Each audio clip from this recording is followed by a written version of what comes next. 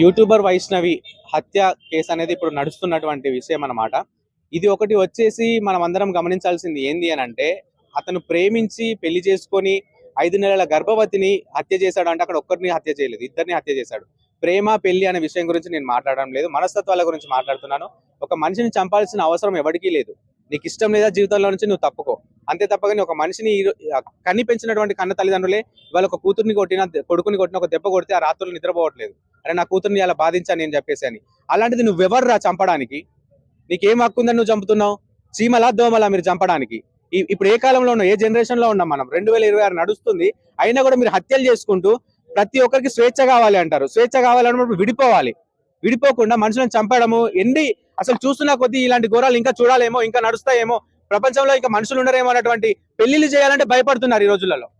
ఒక మనిషి ఒక ఆడపిల్లని ఒక చేతిలో పెట్టాలి అంటే ఆలోచనలు చేసినటువంటి విషయాలను చర్చించుకుంటున్నారు. అరే నా కూతురు ఎలా ఉంటది, వాడి దగ్గరికి వెళ్ళి ఏ విధంగా బ్రతుకుతుంది, తనకి ఇష్టం వచ్చినటువంటి పనులు చేయొచ్చా, చేయలేదా, అరే నీకు ఇష్టం లేకుండా వదిలిపారేయాలా, నాకు వద్దలు, నాకు నచ్చట్లేదు నీతో సంసారం, నేను వెళ్ళిపోతా, ఒకరికొకరు అండర్స్టాండింగ్ చేసుకొని మ్యూచువల్ అండర్స్టాండింగ్ ఉంటే మీరు వెళ్ళిపోండి. అంతేగాని మనిషిని చంపేయడాలు, ఒక చీమని దోమని నలిపేసినట్టుగా నలిపేస్తున్నారు మనుషుల్ని మీరు. ఒక తల్లి గాని ఒక తండ్రి గాని తను కని పెంచి చదివించి నీ చేతుల్లో పెట్టారు అని అంటే నువ్వు ఎలా చూసుకోవాలి? చంపి పాడేస్తున్నారు అంటే ఇప్పుడు ఆ తల్లిదండ్రులు ఒకటి వేదన ఎవరికి? నీకు లేదురా, నువ్వు చచ్చిపోతా, చంపేసినావు, నువ్వు పోయినా జైల్లో కూర్చుంటావు. నేను ఒకవేళ ఉరిశిక్ష వేయాలన్నా కానీ నీకు ఉరిశిక్ష వేయట్లేదు. ఇవాళ రేపు ఉరిశిక్షలు వేయాలి. ఎవరినైనా ఎవరైనా బాధించాడు అని అంటే ఖచ్చితంగా ఉరిశిక్ష వేయాల్సిందే. అది డబ్బు మదము ఈ రెండింటి గురించే ప్రాణాలు పోతున్నాయి. డబ్బు పిచ్చి ఎక్కువైపోయింది మనుషులకి, మద పిచ్చి ఎక్కువైపోయింది, కామం ఎక్కువైపోయింది. ఈ రోజులలో ఎక్కడ బ్రతుకుతున్నాం, ఏం బ్రతుకుతున్నాం, ఎవరి విషయం ఆడిది, ఎవరి పర్సనల్ లైఫ్ ఆడిది రా భయ్. నీకు నచ్చుతుందా, నచ్చిందా నువ్వు జీవితాన్ని సాగించు, నచ్చలేదా వదిలిపాడాయి. అంతేగాని నేను చంపే అంత ఎవరేం చేస్తారు? ఒక నిమిషం అండి. ఒక అమ్మాయికి నచ్చినట్టుగా బ్రతికేటువంటి స్వేచ్ఛ అమ్మాయికి ఉంది, ఒక అబ్బాయికి నచ్చినటువంటి స్వేచ్ఛ అబ్బాయికి ఉంది. మీకు నచ్చితే ఇద్దరు కలిసి ఉండండి, నచ్చలేదా విడిపోండి. డబ్బు గురించి కానీ కామం గురించి కానీ ఇలా మనుషులు చంపేసుకుంటూ పోతే ఎవ్వరు మిగిలరు. ఒక్కటే అండి, దీని వల్ల బాధపడుతుంది చనిపోయిన అమ్మాయి కాదు. అమ్మాయి చనిపోయింది ఆల్రెడీ, కానీ తన కుటుంబం ఎంత వేదన ఈ రోజు చూసుకున్నట్లయితే, తన తల్లి రోజున ఎవరికి అర్థం అవుతుంది తల్లి ఏడుస్తున్నటువంటి విధానం. అతను ఇంటి పక్కనే ఉంది, మళ్ళీ ఒకే ఇంట్లో వాడు ఇల్లరికం వండుకుంటూ నీ తల్లిదండ్రులు ఒప్పుకోనప్పుడన్నా నువ్వు పెళ్లి చేసుకోకుండా ఉండాల్సింది ఉండే. అవును, అదే చెప్తున్నా నేను. ప్రేమ గురించా పెళ్లి గురించా మాట్లాడట్లేదండి. ప్రేమ ఉంది అని అంటే వాడు చంపడు. ఇంకా అక్కడ ప్రేమ ఎక్కడైంది? పెళ్లి చేసుకున్న అది. ఇంకొకటి ఏంటంటే లవ్ మ్యారేజెస్ లో జరుగుతున్నాయి, అరేంజ్ మ్యారేజ్ లో జరుగుతున్నాయి హత్యలు. ఏ మ్యారేజ్ గురించి మాట్లాడట్లా నేను, ఏ లవ్ గురించి మాట్లాడట్లా. పెళ్లి అయిన తర్వాత కూడా ప్రేమించుకున్న వాళ్ళు ఉన్నారు, ప్రేమించుకొని విడిపోయిన వాళ్ళు ఉన్నారు. ఇక్కడ విడిపోవడమా కలిసి ఉండడమా ఈ రెండు మాటలే మాత్రమే మనం మాట్లాడుకోవాలి. చంపడం మాత్రం జరిగినా కానీ ఇక మీదట ఏ పోలీసు వాడు వచ్చి చంపినా, ఇప్పుడు వీడు చంపాడండి మరి ఎవరేం చేయలేకపోతున్నారు కదా, అలాంటప్పుడు వాడిని కూడా తిరిగి చంపేయండి. మీరు తిరిగి చంపిన తర్వాత మీ గురించి మిమ్మల్ని ఎవరైనా ఏమైనా అంటే ప్రతి ఒక్కరం వచ్చి మీ వెనక నిలబడతాం. అవునరా బాబు, అది ప్రాణమే కదా. ఆ ప్రాణాన్ని తీసినప్పుడు మీరు ఎందుకు రాలేదు? ఈ ప్రాణాన్ని తీసినప్పుడు మీరు ఎందుకు వస్తున్నారు? ఒక పాపని గతంలో చూసుకున్నట్లయితే వాడు అత్యాచారం చేసి డ్రమ్ములు వేసి పడేసిండండి. వాళ్ళందరూ వచ్చి అతన్ని చంపేయడం జరిగింది, చెరువులో పడేయడం జరిగింది. పోలీసుని రానియాలి ఆ గల్లీలోకి. ఒక పోలీసు రావాలన్నా భయపెట్టించే వాళ్ళు.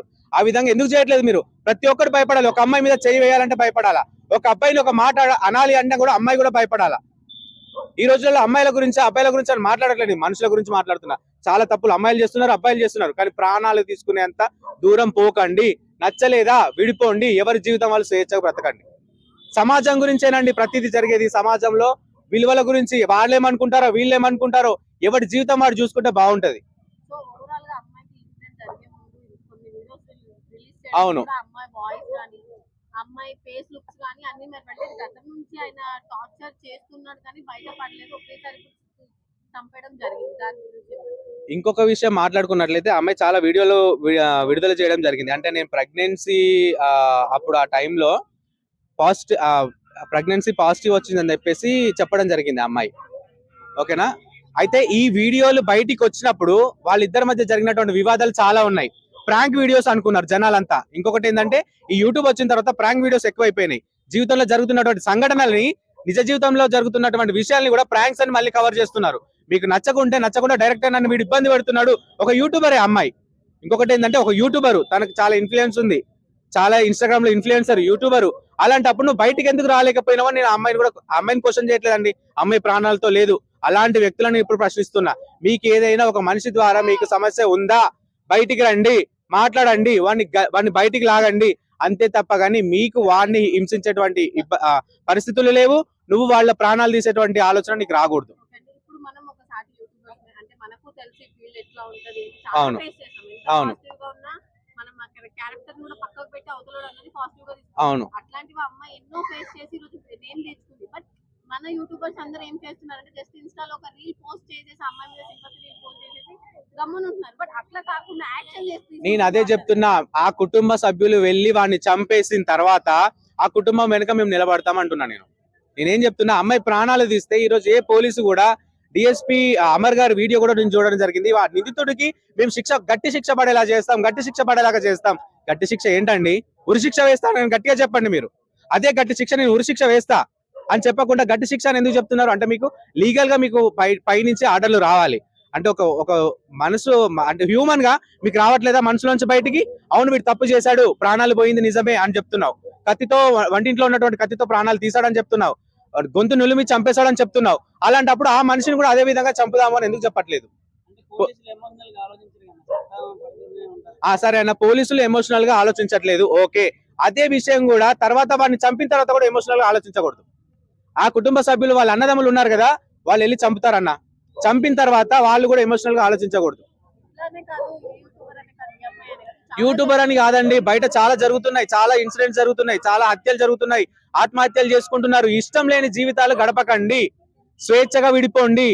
ఇష్టంతో ఇరువురు అభిప్రాయాలతో విడిపోండి మీరు, అంతే తప్ప గానీ ఇట్లాంటి ఒకటి తల్లిదండ్రులు చాలా వేదన పడుతున్నారు. ఇప్పుడు ఈ అబ్బాయి తల్లిదండ్రులు కూడా బాధపడతారుగా, వీడు చేసిన పాపానికి వాడి తల్లిదండ్రులు కూడా బాధపడతారు. వాళ్ళ పరువు కూడా పోయింది కదా. ఒక మనిషి ప్రాణం ఎంత విలువో పరువు కూడా అంతే ముఖ్యం. నువ్వు ప్రాణం తీసావు, పరువు తీసావు, ఇక్కడ నువ్వు ఉండేందుకు? నీ అంతా నువ్వు ఆత్మహత్య చేసుకో, అప్పుడు చాలా మంచి జరుగుతుంది లోకానికి.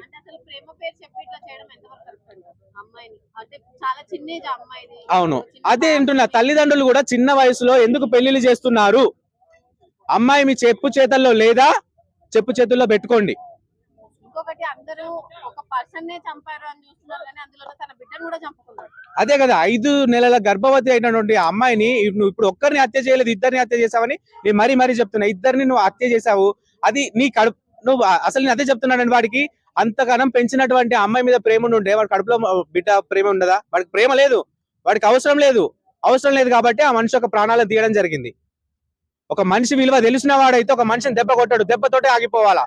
నువ్వు ఎంత చేస్తున్నా, ఎంత కోపం ఉన్నా, ఎంత కక్షలు ఉన్నా దెబ్బతో ఆగిపోవాలా. ఆ దెబ్బ కొట్టినప్పుడే నిన్ను నువ్వు రెక్టిఫై చేసుకోవాలని, నేను చేస్తున్న పని ఏంది, నేను మంచి చేస్తున్నానా తప్పు చేస్తున్నానా అని చెప్పేసి నువ్వు అక్కడ ఆగిపోవాలా. నువ్వు చంపే వరకు వెళ్ళినావంటే ఎంత క్రూరం. జంతువులు నయం, ఆకలిస్తేనే తింటున్నాయి, మీరు మానవ మృగాలుగా తయారవుతున్నారు. ఒక మనిషి ప్రాణం తీయడం అంటే అంత ఈజీ అయిపోయింది. తల్లిదండ్రులు ఎంత కష్టపడి పెంచుతున్నారన్న విషయం లేదు. హక్కు వాళ్ళకే లేదండి, తల్లిదండ్రులకే, పెంచిన వాళ్ళకే లేదు. నీకు ఎక్కడిది హక్కు అని చెప్పేసి నేను అడుగుతున్నా.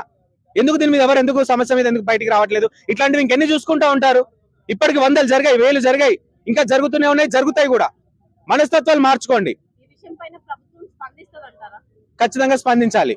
ఈ అమ్మాయిది ఇప్పుడు చాలా వరకు ఇక్కడ ఇదే ప్లేస్ లో మనం ఉండి 1,000 సమస్యల గురించి మాట్లాడుకున్నాము, అయినా ఇదే విధంగా జరుగుతున్నాయంటే మనస్తత్వాలు మార్చలేం మనం. కాబట్టి మనస్తత్వాలను తెలుసుకొని ఆ మనిషి మనకు అవసరమా కాదా, అవసరమైన మనిషి అయితే నాతో ఉండాలి, అవసరం లేని మనిషి అయితే నేను వెళ్ళిపోండి అక్కడి నుంచి. వాడితో పట్టుకొని వేగాల్సిన అవసరమే ఉంది మీకు? మీరు బ్రతకలేరా? అమ్మాయి కానీ అబ్బాయి కానీ, ఈ అమ్మాయి ఉంటేనే నేను బ్రతుకుతా అంటాడు వీడు, ఈ అబ్బాయి ఉంటేనే బ్రతుకుతా అంటారు. ఆఖరికి వచ్చాక ఒకరికొకరు ప్రాణాలు తీసుకుంటున్నారు. మీ జీతాలు మీరు గడపండి, ఇంకొకరి మీద డిపెండ్ కాకండి. సానుభూతి మాత్రమే చెప్పగలం ఫ్యామిలీకి, ఇది ఒక్క విషయము. ఇంకొకటి ఏంటంటే, అన్నదమ్ములు మీరు అందరూ ఉన్నారు కదా, వాడిని చంపేయండి, ఏం తప్పు లేదు. మన బిడ్డ ప్రాణం తీసినప్పుడు వాడి గురించి మనం ఎందుకు ఆలోచించాలి? భయపడాల్సిన అవసరమే లేదు. ఒక మనిషి ప్రాణాన్ని తీస్తున్నప్పుడు వాడికి వచ్చిన ధైర్యము, అరే నా తప్పు చేసామని చంపేస్తున్న ధైర్యం నీలోకి రావాలా, వచ్చి నువ్వు చంపే అప్పుడు అంతే. ఇంకొకటి, సమాజానికి ఏం చెప్తున్నామంటే, తెలిసి తెలియని వయసులో ప్రేమలో పడకండి. మీరు ప్రేమిస్తే తల్లిదండ్రులు తట్టుకోలేక నా కూతురు నా కొడుకు ఎక్కడ తప్పు చేస్తాడు అని చెప్పేసి చిన్న వయసులో పెళ్లిళ్ళు చేస్తున్నారు. అతి చిన్న వయసులో పెళ్లిళ్ళు చేసుకొని ఇలాంటి తట్టుకోలేకపోతున్నారు. అంతే కదా, ప్రాణానికి ప్రాణం, దెబ్బకి దెబ్బ, ప్రాణానికి ప్రాణం. అదే చెప్తున్నా మనస్తత్వాలు, నేను అదే చెప్తున్నా తల్లిదండ్రులకి పిల్లలకి చెప్తున్నా, మీరు చిన్న వయసులో ప్రేమలని పెళ్లిలని చేసుకోకండి, మీరు ఎక్కడ తప్పిదారిపోతారో అని చెప్పేసి తల్లిదండ్రులు చిన్న వయసులో పెళ్లిళ్ళు చేస్తున్నారు. వాళ్ళ మనస్తత్వాలు ఎలా ఉంటాయో తెలియదు. మీకంటే ఒక మెచ్యూరిటీ మెంటాలిటీ వచ్చిన తర్వాత పెళ్లి చేసుకుంటే మీరు ఆ సమస్య నుంచి బయటపడడానికి ఉంటది. అంతే తప్ప కానీ చిన్న వయసులో మేము ప్రేమిస్తున్నాం అంటే భయం తల్లిదండ్రులకి, నా కూతురు ఎక్కడ పోతుందో, నా కొడుకు ఏం చేస్తాడో అని చెప్పేసి ఆ భయాన్ని తల్లిదండ్రులు క్రియేట్ చేయకండి. అప్పుడు మీ జీవితాలు బాగుంటాయి. Thank you.